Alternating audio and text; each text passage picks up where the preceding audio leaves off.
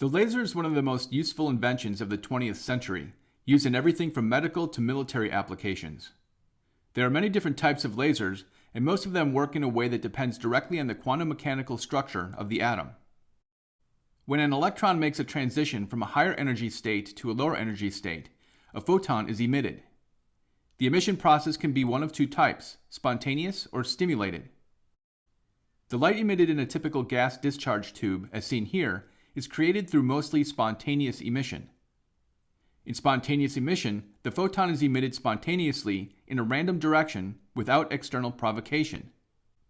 The phases of the waves associated with the emission are not related, and the emitted light is incoherent. In the case of stimulated emission, an incoming photon induces or stimulates an electron in an excited state to collapse to a lower energy level. For stimulated emission to occur, an impinging photon must interact with an excited atom, that is, an atom already in an excited state. Furthermore, the incoming photon must have an energy that exactly matches the difference between the energies of the two levels, namely EI minus EF, where the electron in the atom occupies the higher energy state EI, and the stimulated emission results from the transition into the lower energy state EF. Stimulated emission is similar to a resonant process in which the incoming photon agitates the electron at just the frequency to which it is particularly sensitive and causes the transition between the energy levels. The operation of lasers depends on stimulated emission, as we will soon see. Stimulated emission has three important features. First, one photon goes in and two photons come out. Second, the emitted photon travels in the same direction as the incoming photon. Third, the emitted photon is exactly in step or has the same phase as the incoming photon. In other words, the two electromagnetic waves that these two photons represent are coherent. In contrast, two photons emitted by the filament of an incandescent light bulb are emitted independently. They are not coherent, since one does not stimulate the emission of the other. The first feature, one photon in, two photons out, can be thought of as the amplification of light. More precisely, it is light amplification by stimulated emission of radiation. This is, of course, the origin of the term laser. Although stimulated emission plays a pivotal role in a laser, other factors are also important. For instance, an external source of energy must be available to excite electrons into higher energy levels. In a normal energy level population, the majority of electrons are in lower energy states, as seen here. If energy is added, for instance with a high voltage source or a flash of light, the majority of the electrons are elevated to the higher energy state, a condition that is called population inversion. The population inversions used in lasers involve a high energy state that is metastable, in the sense that electrons remain in this state for a much longer period of time than they do in an ordinary excited state, 10 to the minus 3 seconds versus 10 to the minus 8 seconds, for example. The requirement of a metastable higher energy state is essential so that there is more time to enhance the population inversion. Here we show a schematic of the widely used helium-neon laser. To sustain the necessary population inversion, a high voltage is discharged across a low-pressure mixture of about 90% helium and 10% neon contained in a glass tube. On each end of the tube are mirrors, one completely silvered that reflects 100% of the light back into the tube, and on the other end, a partially silvered mirror that reflects about 99% back into the tube but allows 1% to exit. When the laser is turned on, a high voltage is applied to the gas, causing a population inversion. The laser process begins when an atom, via spontaneous emission, emits a photon parallel to the axis of the tube. This photon, via stimulated emission, causes another atom to emit two photons parallel to the tube axis.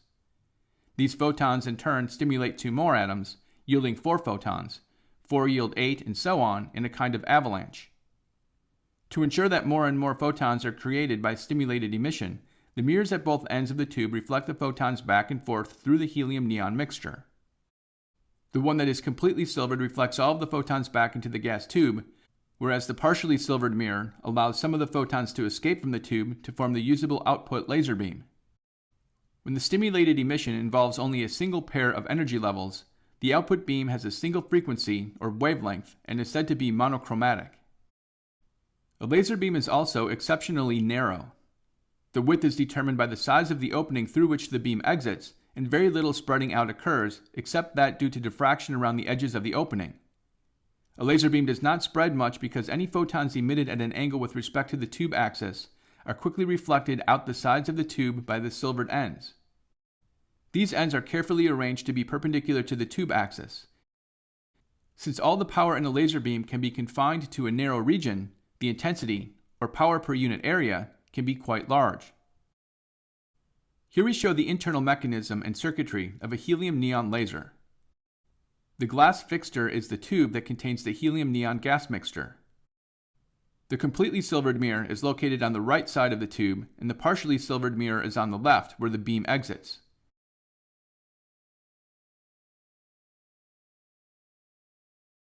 You can see what looks like a narrow beam within the tube. This is a smaller diameter glass tube within the main tube called the bore tube. It confines the excited gas, and its dimensions can affect the laser output. The typical output yield is about 1% of the light that impinges on the partially silvered mirror. One might ask why the helium-neon laser requires a mixture of the two gases. It turns out that a specific transition in the neon atom is responsible for the operation of the helium-neon laser. However, applying a high voltage directly to a pure neon gas does not efficiently populate the correct level. It is the helium in the mixture that does the trick. Here we show the pertinent energy levels for a helium-neon laser. By coincidence, helium and neon have nearly identical metastable, meaning long-lived, higher energy states, respectively located at 20.61 and 20.66 eV above the ground state. The high voltage discharge across the gaseous mixture excites electrons in helium atoms to the 20.61 eV state. Then, when an excited helium atom collides inelastically with a neon atom, the 20.61 eV of energy is given to an electron in the neon atom, along with 0.05 eV of kinetic energy from the moving atoms. As a result, the electron in the neon atom is raised to the 20.66 eV state. In this fashion, a population inversion is sustained in the neon relative to an energy level that is 18.70 EV above the ground state. In producing the laser beam, stimulated emission causes electrons in neon to drop from the 20.66 eV level to the 18.70 EV level. The energy change of 1.96 eV corresponds to a wavelength of 633 nanometers, which is in the red region of the visible spectrum. There are many different types of lasers, including the ruby laser, the argon ion laser, the carbon dioxide laser, the gallium arsenide solid-state laser, and chemical dye lasers. Depending on the type, and whether the laser operates continuously or in pulses, the available beam power ranges from milliwatts to megawatts. Since lasers provide coherent, monochromatic, electromagnetic radiation that can be confined to an intense narrow beam, they are useful in a wide variety of situations. Today they are used to reproduce music and read and write data, to weld parts of automobile frames together, to transmit telephone conversations and other forms of communication over long distances, to study molecular structure, and to measure distances accurately, not to mention the numerous medical device applications.